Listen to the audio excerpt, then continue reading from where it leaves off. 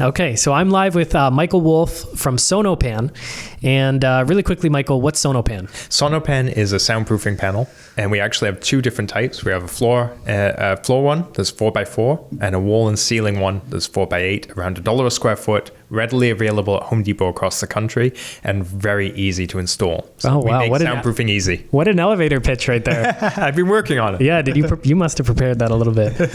I've been with the company a while, so it's easy to talk about. So you guys are a soundproofing company. You produce these soundproof panels. And the reason I wanted to have you on to get into this subject kind of briefly is just because it's so important for real estate investors, because the number one complaint that real estate investors get from their tenants is hearing noise from other units, hearing noise from other tenants, whether it's a duplex, a triplex, a quad, if it's someone house hacking and they rent out part of their house to somebody else.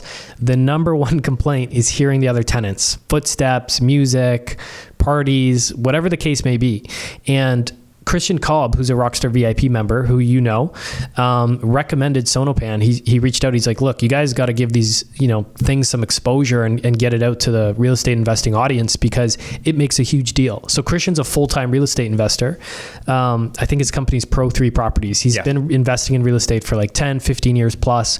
Full-time investor, and his strategy is multi-unit properties specifically. So adding in second, third, fourth units. And he swears by these things.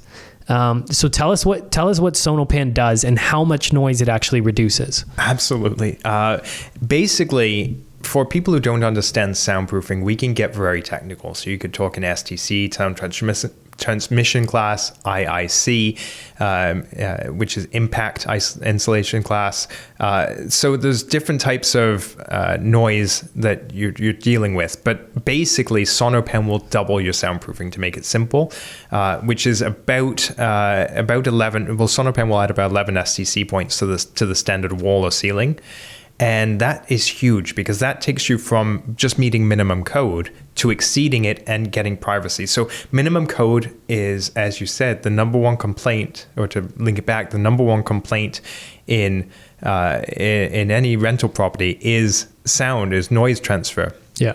And everything's built to minimum code, or sometimes more, very rarely, but everything's built to minimum code, and you still have all these noise complaints that come through the wall. People are hearing anything from stomping to really invasive, like your neighbors arguing or whatever they're doing next door, and you want that privacy. So whether it's the tenant having issues, or someone like you said, when we were just chatting before the podcast, someone house hacking where the landlord is actually living in half the unit. It doesn't matter who it is.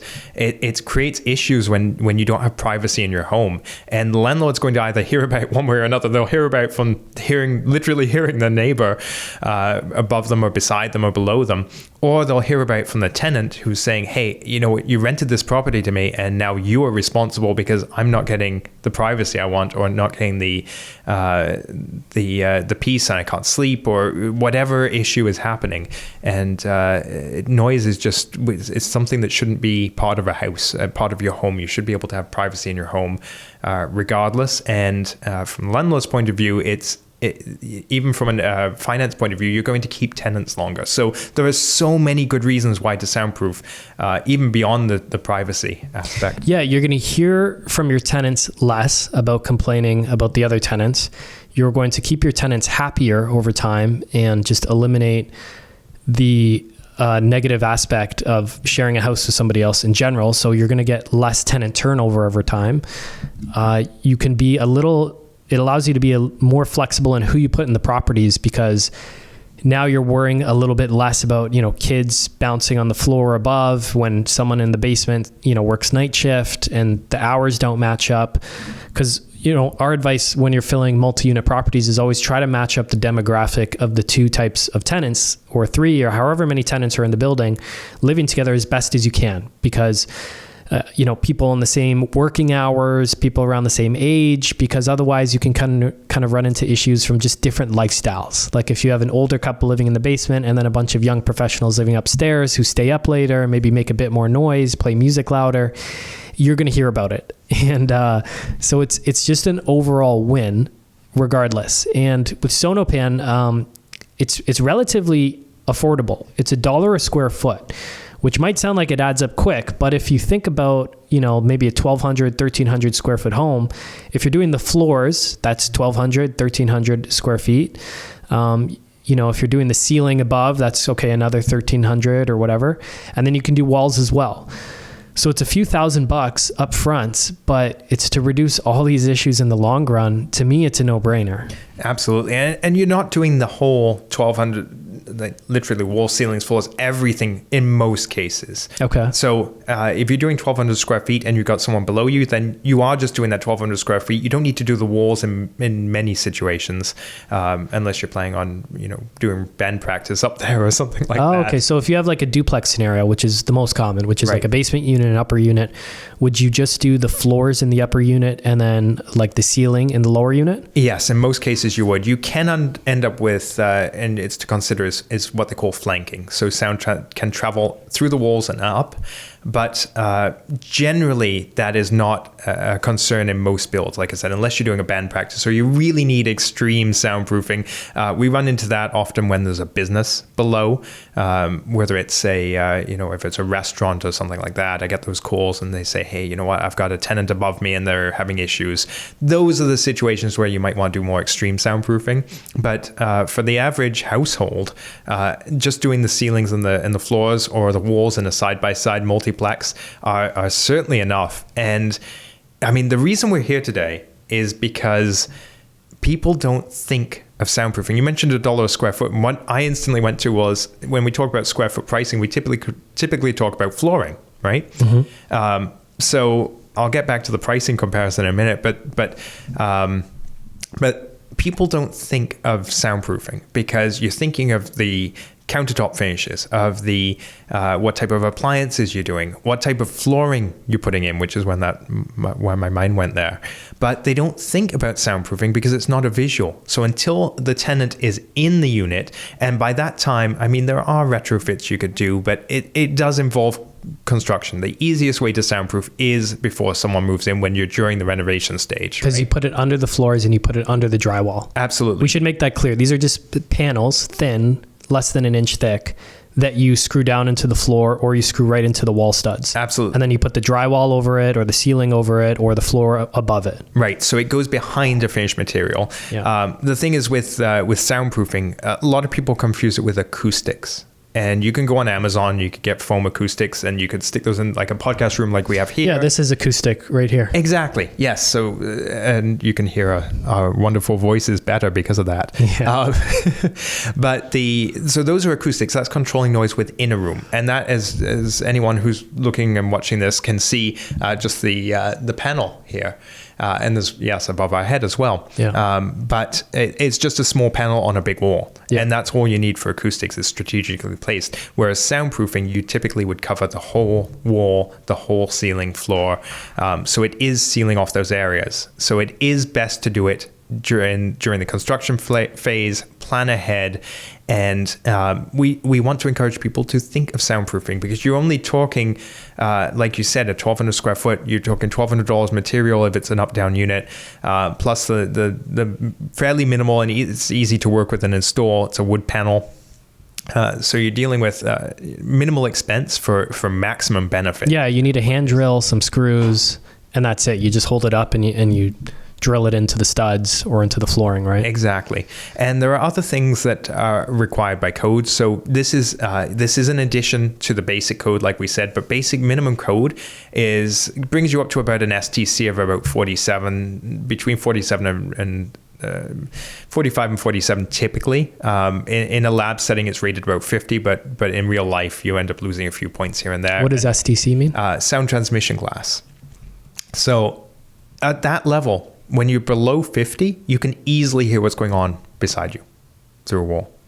And that's what we're really talking about, is elevating it by just adding Sonopan alone will bring you up to the 50s range and allow you to get that privacy. So sorry, I thought you said minimum is 50. Minimum code is STC 50. But in real life, when you actually install this, so this is something that a lot of people don't think about. When you actually install it in real life, the soundproofing assembly that they spec out in code, which is for a ceiling, you do insulation resilient channel 5/8 drywall. So that if an inspector looks at that, they say, yeah, that's STC 50 according to the code book. But if you actually had an acoustician come in and run a test on that, the real life test would be somewhere between the low 40s to the mid 40s. So it's not even meeting the actual code requirement. And even at 50, you can still hear what's going on next door or below you. So you really need to get them up into the mid 50s to get that privacy. Okay. And that's what, and we're getting a little more technical than maybe we need to, but at the same time, it does explain soundproofing a little bit. So it gives people a point of comparison, right? So mid 40s still hears people. You get up into the 50s, you don't. Adding Sonopan will get you up into the 50s. Okay. Yeah. I mean, it seems like a no-brainer to me. The Sonopan panels, what are they? It's fiberboard material? Absolutely. So it's fiberboard panel. The floor one is 7/16 thick. The wall one is 3/4 of an inch thick. And we don't use any glues in the panels. So they're a natural fiberboard panel. They're no different really to work with than a 2x4 or standard lumber. The only thing you'll notice working with them is they will be a bit dusty. And that's because we don't use any glues in them, which is, it's good to not use glues from a chemical perspective, but they will be a little more dusty, and we dye them green, so that dust is very visible. So just be aware of that when you plan ahead again. Because if you're going to be cutting them, right, you can just use like a circular saw or even like an X-Acto knife to cut through them, right? Yeah, and they're much less dusty if you use a knife to cut them. But circular saw is quicker. Most contractors use a circular saw. They just throw a dust collector in there, or so if you're going around windows or door frames. Exactly. Yeah. Yeah. I guess if you're doing like a duplex conversion, you would just want to do, if you're just gutting one unit, you would just put them in the one unit. Like, absolutely. Let's say you're just doing the upstairs, you're ripping out all the floors, you're redoing the upper one, you're leaving the basement unit. You would just do the flooring upstairs. And going back to Christian, that's exactly what he did in one particular unit. And he did the Sonopan X, which is our flooring panel on the floor, because he purchased a house that was more or less set up like a duplex. It had the basement that was completely finished and updated. So he didn't want to do anything in the basement ceiling because it's all done. He threw Sonopan X on the floor, and that gave him that extra benefit. So it's nice to have the different options of what Sonopan can do. What if you double layered it? It will add something, but it's diminishing returns. So we go back to the 4 different elements, the 4, like as we train, sometimes the 4 food groups of soundproofing. So you've got Sonopan creates a solid barrier to stop and absorb. So it's absorption sound. You've got mass, which is typically in drywall. So those are very 2 common elements. Well, Sonopan is getting to be more common, but insulation stops resonance or echoing within the cavity. And the third one it can be a building strategy, can be a material, because there's different ways of doing it, is decoupling. And that helps with vibrational noise. So it's, for example, by code, at least in Ontario, where we're sitting today, by code, you have to put resilient channel on the ceiling of a duplex.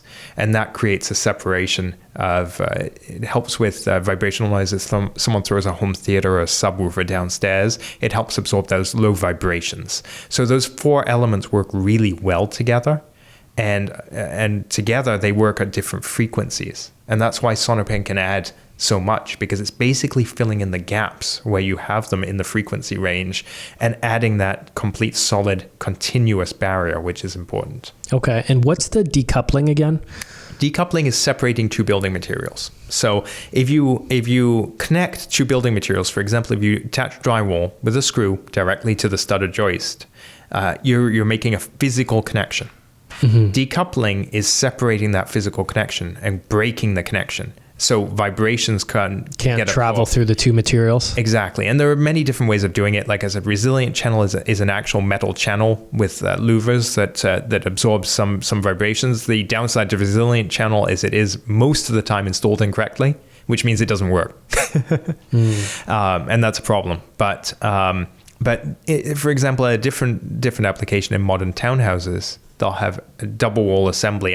Almost every townhouse is built like this nowadays. They'll have a full 2x4 wall with a 1-inch gap and then another 2x4 wall. And that 1-inch gap is not the space that does it, it's the fact that they're not connected.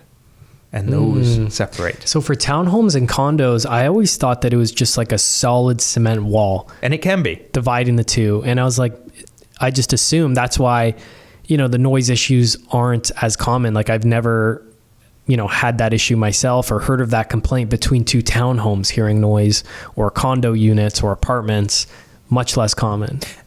We do hear it a lot, actually. Oh, really? Yeah, because we're in the industry, we hear for townhomes, condos, all of them. Yeah, absolutely. All of them. All of them. Really? We do hear it a lot, and it does depend on the situation. It depends on the builder. Cement walls are by far much better than the double stud wall assemblies because they have a lot more mass in them. Typically, but it depends on the builder quality. So if you've got even a small gap somewhere in that cement wall, then you've lost that cement walls that was creating 80%, say, of the soundproofing is gone through that hole. So if someone puts in wiring and doesn't seal it properly or anything like that, or they don't bring it up. So there's small little things that can make a difference. As well as that's why you need that solid barrier that Sonopan provides. Correct. It's kind of like a room. And with the door around the door is where the noise comes in, just from the small little cracks, right? Exactly, and that's one of the other things. We try and provide education to people. So one of the things we do is, please reach out to us at Sonopan. We provide free advice on soundproofing if you have any questions. But one of the things we always tell people is, if you're soundproofing this room, for example, and you don't soundproof the door, and that might just mean throwing weather strip on the door, it might mean replacing the door with a solid core. These aren't necessarily big steps, but they do make a huge difference. Most separated units will have a solid door with weather strip already, just to create that separation. But in certain circumstances, like offices, you won't run into that, or you will run into a drop ceiling when above the drop ceiling is completely open. So please reach out to us with any particular situation that's unique, because we can provide free advice, or maybe think of things that people don't when it comes to soundproofing, because we run into these situations every day. Yeah, it could work well for a laundry room, or even just a little laundry closet, right? Because it cuts down on all the noise from the washer and dryer. And that could just be in any home. Absolutely. So laundry rooms are a big one for us as well. So laundry rooms, home offices, furnace rooms, utility rooms, exactly. So a lot of people have water softeners, and those things start running in the middle of the night. And it's amazing how many people have come to us and said, hey, we have a water softener downstairs, and it just drives me nuts because it's coming on and running full force water for 10 minutes. And so many areas in the country have hard water. So there's so many things that cause noise, sump pumps, so many things that cause noise issues. And I mean, we're talking on real estate investing here, but I have it in my own house, because I've got it in my basement and I've just put it in my home office. So it's, we're not just talking about putting it in your investment, we're talking about strategic placement in your own home as well. So, for example, if your partner gets up, or your kids get up early and take a shower, you don't want to hear the plumbing noise in the shower coming on at 5 a.m. before they go to work. Yeah. So you're talking about maybe $200 worth of Sonopan on a bedroom wall that will make that much difference and help you sleep every morning potentially. Yeah, and the solid core door is a great tip as well. I've never even knew that was a thing until I did a YouTube video last week at a garden suite. It was a very small footprint, like forget how big it was, maybe 400 square feet, maybe a bit bigger. But solid core door on the laundry closet, just to reduce some of that noise, because it was right in the bedroom, and it was already a small space. Yeah, so solid core. Okay, so Sonopan on the floors or the ceiling. If you're ever doing a full gut, you can retrofit, right? You put it over current drywall, but then you have to re-drywall over it, right? Absolutely. So that's the one thing that people say, hey, can I paint something? No, unfortunately you can't. You do have to cover it. We recommend covering it with drywall, just because that does add the mass. It does add the 5/8 drywall, which helps. And usually in a retrofit situation, that 5/8 drywall isn't there to begin with. It's 1/2-inch drywall. And let me just take a step back to explain that, because a lot of people don't understand the difference. They're thinking, oh, well, is there really a difference between 1/2-inch and 5/8? It's only an eighth of an inch difference. The difference is that 5/8 is a type X drywall. It's fire rated, and it weighs 80 pounds a sheet. So that's a lot of mass, versus the 1/2-inch lightweight that you see in most builds now, which is only weighing it's about 35, 36 pounds a sheet. So it's more than double the mass for, yes, it's only an eighth of an inch thicker, but that mass is what really helps block a lot of the soundproofing, or provide a lot of the soundproofing rather. Yeah, I think your product's going to become more and more important as the densification, especially in Southern Ontario, but everywhere really, is happening more and more. houses, single family homes are being chopped up into 2 or 3 units, smaller living areas and units for people. I just think that this is going to be more important than ever.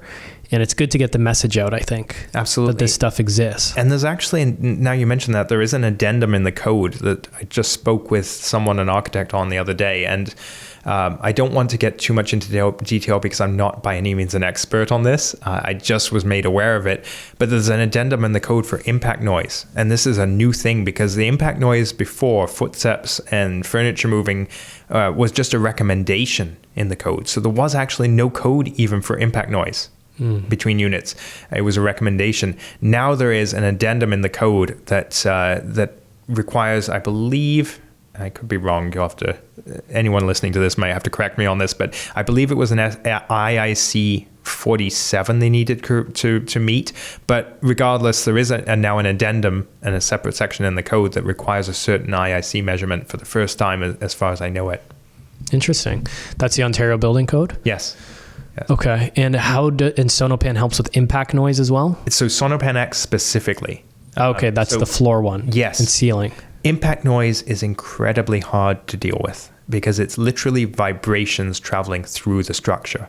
So it's made by physical contact. If you have a subwoofer in the middle of a room or even close to a wall, it's still not really making those physical vibrations in the structure. It's noise with airborne noise is what they call it. But impact noise is physical vibrations. So whether it's shutting a cupboard door or walking on the floor, we get it mainly with, if anyone has kids and hard surfaces, you get that bang, bang, bang, bang, bang as the kid thunders across the floor. Yeah. And Sonopan X, what it does is it creates a separation. So it's decoupling in a way, but it cushions the footfall. So it stops, helps prevent the impact noise from getting into the structure. And that's the way to really deal with impact noise. So I've heard a lot of people say they're happy by retrofitting solutions below for impact noise for footfall. But the real way to deal with it is to try and prevent it from getting into the structure to begin with, because once it's in the structure, it's literally traveling through the frame of the building and it is very hard to deal with. How would you retrofit sorry, what did you say? So Sonopan X is you don't really retrofit Sonopan X for the most part. I mean, Christian, going back to him again, he's gone over a parquet floor. So it's okay to put it over most existing surfaces. So if you're putting a new flooring in. Okay, so we put it over an existing floor and then put new flooring over that. Right, exactly. Okay. But what I was talking about is from below, people are dealing with it. So if you've got, say, if you don't own the unit above you, and we talk to many condo owners in this situation, if they don't own the unit above them and they're dealing with footfall, you can retrofit, they're living in the space, so it's all finished, that you can retrofit Sonopan Resilient Channel 5/8 drywall, and I've heard people say that's pretty successful, but at blocking that impact noise, but really, to truly address it, you want to address it from above. And the nice thing... At the source. So like when the foots hit the floor, it goes directly into the Sonopan X panel, which softens that blow. Exactly. Got it. Yeah. Okay. Anything else that real estate investors should know about with this type of stuff? With Sonopan specifically, I mean, it's available at Home Depot nationally, so that's the easiest way to purchase it. But other than that, I can't think of anything off the top of my head. So like I said, any specific applications, please reach out to us. But just in soundproofing in general, there's so much I could talk on. I don't want to get off topic, but the biggest thing I want to drive home is just think about soundproofing and when you need it. And the answer might be, hey, I don't actually need extra soundproofing in this, especially if it's a single family home. But more often than not, if you actually stop and think about soundproofing, you'll say, actually, you know what? Let me put it on that bedroom wall and maybe that laundry room. Yeah. You know what? I will be working from home sometimes, and I got the dog or the kids or, whatever creates noise. I'm going to put it on my home office, and then you all of a sudden realize, once you move into the space and start using it, how beneficial it is. Yeah, it's important. Right now, I manage a property up in Barrie, and it's a duplex, and it's a beautiful duplex conversion where they split the house up. We rent it out, the 2 legal units, everything's up to code. And all I've been hearing about for the past month are noise complaints ever since I had some tenants move in. And there's an older couple living in the basement. And they're a little bit aggressive, to be fair. But yeah, I've just heard, I don't know how many times, 4 or 5 times from them about the noise levels. But then when I talk to the upstairs tenants, because now I'm wrapped up in this issue, the upstairs tenants are like, hey, we're just eating our dinner at like 9 p.m. in the kitchen, talking normally. And these people, they're an older couple, they like to go to bed a bit earlier, and they can hear noise traveling in between the units. And I think that, just dealing with this the past month has been especially why I wanted to get your message out there, because it's important. It saves you a lot of headaches and stress, saves the tenants a lot of headaches and stress, and just makes everyone's lives easier and better. And that's what it is. It's very funny that you brought that up, and it happens to be in the last month. But I mean, any landlord or property manager is going to run into noise complaints at some point. And if they've owned multiple properties, I would be shocked if they haven't run into noise complaints. And there's 2 things to sort of consider with a duplex. So there's a regular legal conforming duplex, which it doesn't meet minimum code, or meets minimum code rather, but doesn't get you to that extra level of soundproofing where you don't hear your neighbors. And then there's also legal non-conforming duplexes. So those are ones that have been basically grandfathered in, and those are even worse because there might not even be a fire separation between those units. It could be a 1-inch wall with lath and plaster on it between them, and that's it. So there are so many things when you talk about purchasing a property, even if we, it might be surrounding soundproofing, but just surrounding renovations as well. So when you look at a property, have you got lath and plaster to deal with? Have you got other issues going on that you should really address, and then maybe consider soundproofing when you renovate or improve those properties? Out of curiosity, how old is the building that you're managing? It's a newer home. I wouldn't know offhand. But last 20 years, 25 years or so. Yeah. So this just proves, and that was duplex 2 code, and it's just not enough. Yeah, and the way it's split, it's like front to back split, where the back has kind of the back main floor of the house, and then the basement, and then the front has the front main floor of the house, and then the upstairs. So there's not only above and below connection with the floors, but there's also the shared wall space on the main floor. So lots of opportunity for sound to travel. Is there anything you can do about sound traveling through vents? There's a couple of different ways of dealing with that. That's a great question, something very relevant, I feel, to your audience here. So the ideal way of dealing with it, of course, is going to be heat pumps. So split unit, separate the 2 units, and that not only gives you the benefit of not having ducts between the units, it also gives you the control of temperature between 2 different units without having to deal with shared temperatures. But if you're doing the duct work, sorry, when you say heat pumps, do you just mean separate furnaces? Basically, so a heat pump is a separate unit that does heating and cooling. It's electric. And the governments are pushing towards these in general because they're supposedly, I don't want to get into the political side because I'm not involved in that, and I don't know much about it, but I do know there are all sorts of incentives. So for example, out east where they don't have natural gas, they're pushing to get heat pumps. But it's a separate unit. Looks like an AC compressor on the outside of a house, but it does heating and cooling. Oh, okay. So mini ducts or ductless, or there's a few different names for them. But separate units, separate HVAC of some sort, heating and air conditioning of some sort is obviously the best situation where you can. Not always possible, not always financially advisable either. So when you've got joint ducts between units, the best thing to do is if you're renovating and you have the main trunk off of these, so the main line that gets split up into all the different rooms, there's a couple of different things you could do there. You can add some bends in them, and that way it stops the sound from giving it a direct path. Oh, interesting. And that has a actually quite a beneficial function. Or you can make sure that there's not a direct connection, because without getting into construction too much, that main trunk or the main line comes off the furnace and runs through the middle of the house usually. And then off of that, you get branches to living room, to the kitchen, to the room basement below. If you make sure those branches aren't right across from each other, so in the same cavity, offset them, that again is almost like adding a bend. It creates a bit of an offset, so the connections aren't right across from each other. And that helps as well. So there's a couple of different things you could do. I have seen mufflers and different things available. They're very expensive. I don't know how well they work. At that point, in my opinion, you're better going split unit anyway, so rather than trying to retrofit one of those in. But doing those couple of things will give you some control over the sound transfer. Okay. Maybe last thing I have personally to ask you about is Brian Balmer. What's the deal with him and Sonopan? Great question. So Brian joined about 4 years ago, and he is our brand ambassador for Sonopan. He's used it in a couple of different of his own properties as well as his commercial build, and the Balmer approved contractors use it as well for their construction projects and their companies, what they're doing. So he sees the value in soundproofing, and the reason he wanted to join us as well is to talk about soundproofing and raise that awareness, because he recognized the fact that people don't talk about it enough. Yeah. And when we talk about soundproofing, we don't just talk about, and this conversation is a prime example, we don't just talk about, hey, put Sonopan in, you'll be great. We explain what people need to do, where people need to soundproof, what materials. We don't sell drywall. We don't sell resilient channel. We don't sell insulation.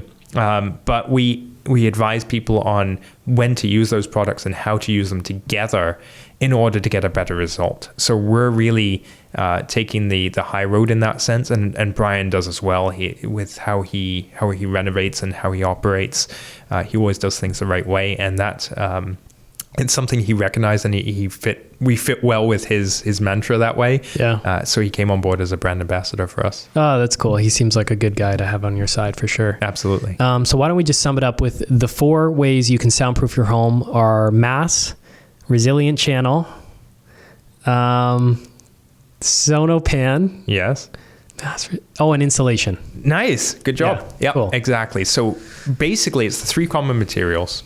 It's if you're doing a duplex, you legally, in most situations, have to use resilient channel, mass, the 5/8 drywall, and insulation in the ceiling.